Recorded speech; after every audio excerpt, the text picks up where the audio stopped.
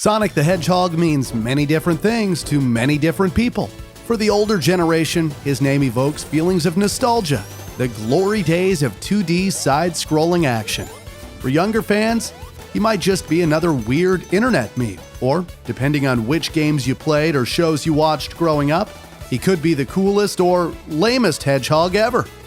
In 2019, though, something happened that would make all Sonic fans and critics see him in an entirely new way, both literally and figuratively.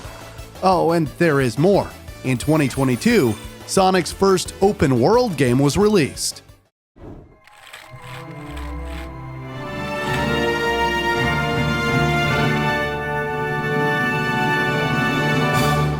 This is the evolution of Sonic, Part 9. In February 2018, Sega and Paramount released a joint statement announcing that a Sonic the Hedgehog movie would be coming to theaters in November 2019. So, here we are again. We've been through so much together. Now you understand why there's a psychotic robot doctor chasing a supersonic blue hedgehog. Want to know how it ends? Yeah, me too. With stars James Marsden and Jim Carrey joining the cast in May, and the voice of Sonic to be played by Ben Schwartz. Fans of the franchise were optimistic. That was until December, when a silhouetted teaser poster for the movie was released. PC Gamer reported on it with the headline, "The first Sonic the Hedgehog live-action movie poster is creepy as hell." Cautious optimism persisted until March 2019, when official movie posters were leaked, showing bizarre human-like legs covered in blue fur, wearing Puma sneakers. People took to Twitter to voice their displeasure and to post the first of many memes surrounding the movie. Even the former lead programmer of Sonic video games, Yuji Naka, got involved, saying, "I feel like with this Sonic here, visually, the important thing is to look at the head and body ratio and the roundness of the abdomen. I wonder if they couldn't have balanced them a little better." When the first official movie trailer was released in April 2019, everyone's worst fears were confirmed. The YouTube video, which, funnily enough, can no longer be found on Paramount's channel, received 18.6 million views in its first 2 days, but was disliked hundreds of thousands of times. Sonic had been turned into a horrible human-hedgehog hybrid, and the new design was universally hated. The following month, the movie's director, Jeff Fowler, wrote on Twitter, "The message is loud and clear. You aren't happy with the design, and you want changes. It's going to happen." The movie's release date was pushed back to February 14th, 2020, and longtime Sonic fan and animator Tyson Hesse was brought on board to fix the disastrous character design. By the time the second trailer was released in November 2019, Sonic was looking much more like his Sega self. As for Yuji Naka's verdict on the redesign, he said, "The design is more Sonic-like now that he's wearing gloves. However, his eyes still aren't joined together. As expected, I can't help but feel weird about that one point. But I'm looking forward to the movie's release." 3 months later, it finally happened. Sonic made it to the big screen. Set in the small town of Green Hills, the Blue Blur finds himself partnering up with a local police officer who helps him evade capture and defend the planet from an evil genius called Dr. Robotnik. Sonic the Hedgehog received a lukewarm reception from fans and critics, getting an average score of 6.5 out of 10 on IMDb from over 135,000 views. The film was a commercial success, though, grossing $319.7 million worldwide, in comparison to its budget of around $85 to $90 million. It went on to become the 6th highest grossing film of 2020, and took the top superhero movie slot that year, putting an end to a 10-year-long reign of Marvel films. Fun fact, the original Sonic design seen in the movie's teaser trailer would go on to spawn many internet memes, and became known as Ugly Sonic. Ugly Sonic did eventually make it into cinemas too, albeit in a cameo role in the 2022 movie Chippendale Rescue Rangers. I've been offered a new reality show where I do ride-alongs with the FBI. It's called Ugly Sonic, Uglier Crimes. Really? The year 2021 welcomed the 30th anniversary of the Sonic the Hedgehog franchise. In acknowledgement of this, Sonic's official YouTube channel launched Sonic Central, a yearly presentation that outlines the latest announcements related to the Sonic series. This involves things such as upcoming games, TV shows, and films, as well as new merchandise, accessories, and other products connected to Sonic. Interestingly, the Sonic Central presentation is named after the now defunct website that existed prior to 2011 and served a similar function. Stand still and die! For a guy named Knuckles, you are really bad at punching. Speaking of announcements, on December 8th, 2021, a poster for Sonic the Hedgehog 2, the movie, was released, which was a tribute to the classic cover art of the second game. This was followed by the official trailer just 2 days later, which was received much more positively than the initial trailer for the original film. Sticking with tradition, Tails makes his appearance as a main ally in the sequel, although Dr. Robotnik also has a new friend, a familiar echidna by the name of Knuckles. Do I look like I need your power? Following the financial success of the first movie, Paramount was motivated to make a sequel, but allegedly it was Jim Carrey who was the keenest to reprise his role as Dr. Robotnik. Director Jeff Fowler was also on board for a return and wanted to include more elements from the video game series. This came to fruition, and the second movie aired in theaters in April 2022. Alex Stedman of IGN declared that it was delightfully more loyal to its source material. However, Nell Mignot of RogerEbert.com called it overplotted, with 3 different storylines mixing comedy and adventure. Overall, reviews were mixed, scoring an average of 6.6 out of 10 from 52,000 reviews on IMDb. Again, the movie performed very well at the box office though, grossing over $400 million and quadrupling its $100 million budget.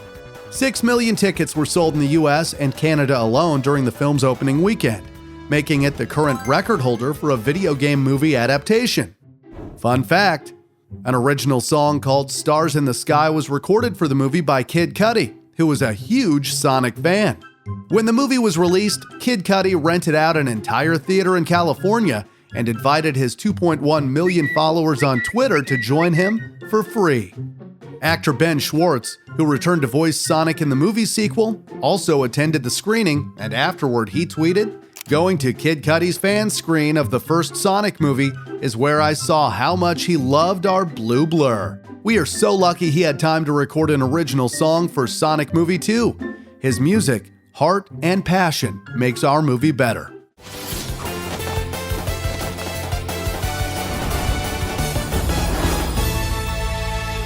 Capitalizing on the hype of the Sonic movies and hoping to win over a new generation of fans, Sega released Sonic Origins for PC and consoles in June 2022. A compilation of early Sonic games, including the original game from 1991, its 2 successors, and Sonic CD. Origins was the brainchild of Sonic team leader Takashi Iizuka, who wanted to make the older Sonic games available on modern hardware. The games can be played in their original format or in widescreen without any lives. New game modes and missions were added with unlockable content to be viewed in an in-game museum. The digital deluxe version contains even more content for fans to enjoy. The collection was generally well received, averaging a review score of 75 out of 100 from Metacritic. Some critics thought more could have been done to add to the experience, however, as Zoe Handley of Destructoid expressed by saying, "The whole idea behind the new collection was apparently to modernize the games, moving them to a new engine rather than simply emulating them. If that's the case, why stop with widescreen?" Well, while Origins catered to fresh fans and those looking to satisfy their cravings for nostalgia, Sega and Sonic Team began working on a new game entirely, Sonic Frontiers. Over here.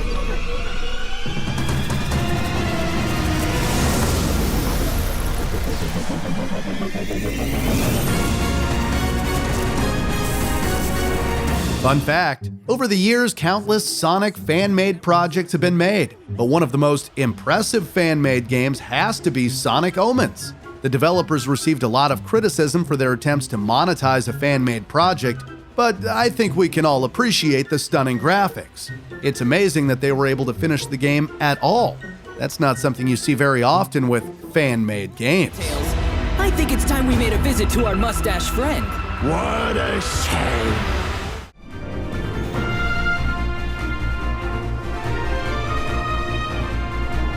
Development of this adventurous new title began as far back as 2017, following the release of Sonic Forces. After that game received criticism for its short length and level design, director Morio Kishimoto sought to take the series in a new direction.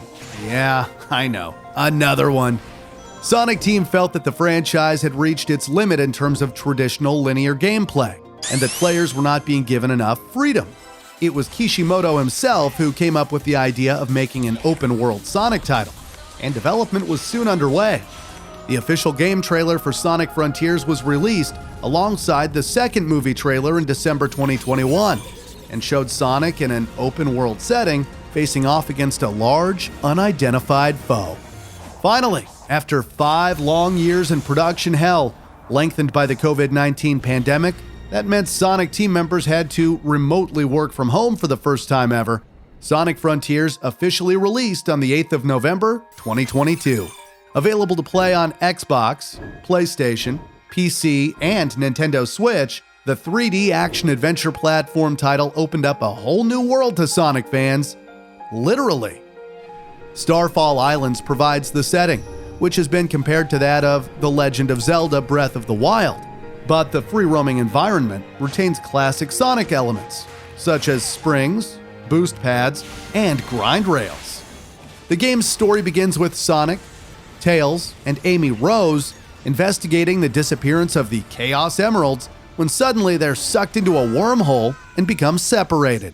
Sonic then hears a mysterious digital voice that reveals he somehow escaped cyberspace and is the key. He must collect the Chaos Emeralds to save his friends and destroy the mysterious Titans to tear down the walls between dimensions. Find the Chaos Emeralds. Destroy the Titans. Tear down the walls between dimensions. And so, our favorite hedgehog sets out on a journey to discover all of the mysteries of the Starfall Islands, rescue his friends, and discover how it all ties together. This results in Sonic racing against time to defeat who else but Dr. Eggman? Or so it seems. Players reveal different parts of the map through exploration while solving puzzles and speedrunning certain stages to collect items. These collectibles can then be used to upgrade Sonic's skills, while memory tokens are used to help save Sonic's friends. Combat is a major part of the game, with frequent encounters taking place against various bosses and mini-bosses. Gamers are free to complete challenges in any order of their choosing and can upgrade the blue blur to fit their style of play. Sonic can perform his signature moves, such as his spin jump, homing attack, and jump dash, among others, while a limited form of boost gives a short burst of speed if the player has enough energy. In addition, Sonic is able to run along walls in certain areas and climb specifically marked vertical walls by hand or by running. He can also move around at walking speeds, giving the player better control when navigating across small surfaces. When the gameplay was first revealed in trailers, reviewers were skeptical, with many critics feeling that the open world lacked character.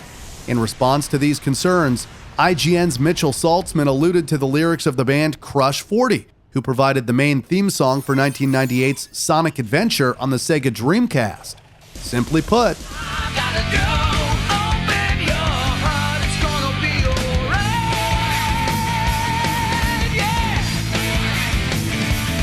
and so far, it appears that Saltzman was indeed right. While far from perfect, Sonic Frontiers has received mostly positive reviews, racking up an average score of 72 on Metacritic. Some people feel that the gameplay is a bit too repetitive, and there are graphical issues such as pop-ins that distract from the experience. However, the game has been praised for its storytelling and overall enjoyability, with Game Informer calling it the best 3D Sonic game in years. IGN gave Frontiers a 7 out of 10 and called it a delightfully weird and experimental evolution of the Sonic games.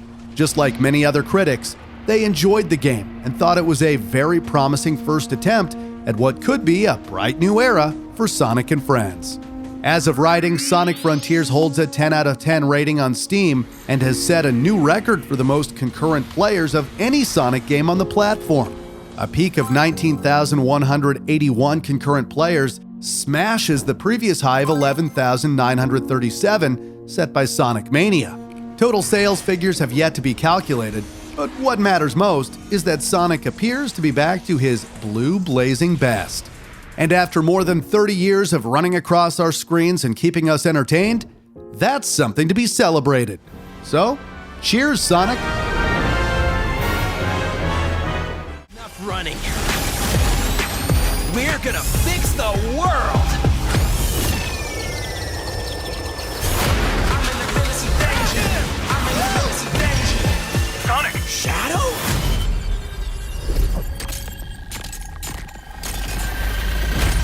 And finally, a Netflix series called Sonic Prime will debut on December 15th, 2022.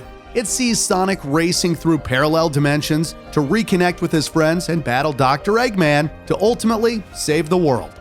At its launch, it will have 8 episodes of about 20 minutes each, and to be honest, it looks pretty epic, so I can't wait to see it. What's your favorite Sonic moment of all time? Let me know in the comments. I had a lot of fun making this series, and I hope you enjoyed it too. Thanks for watching.